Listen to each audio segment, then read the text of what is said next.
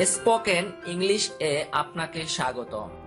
ইংরেজিতে কথা বলতে না পারার তিনটি প্রধান কারণ জানব।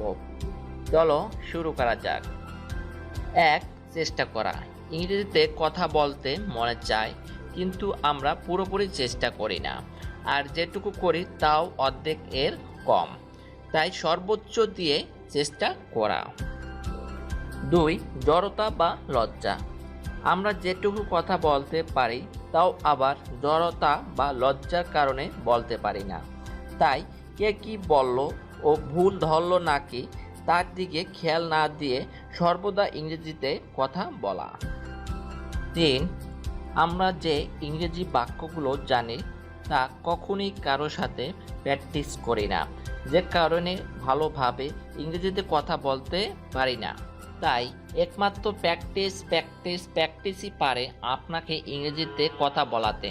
তাই যে যত বেশি প্র্যাকটিস করবে সে ততই সুন্দরভাবে ইংরেজিতে কথা বলতে পারবে। পরবর্তী ভিডিও পেতে অবশ্যই সাবস্ক্রাইব করুন।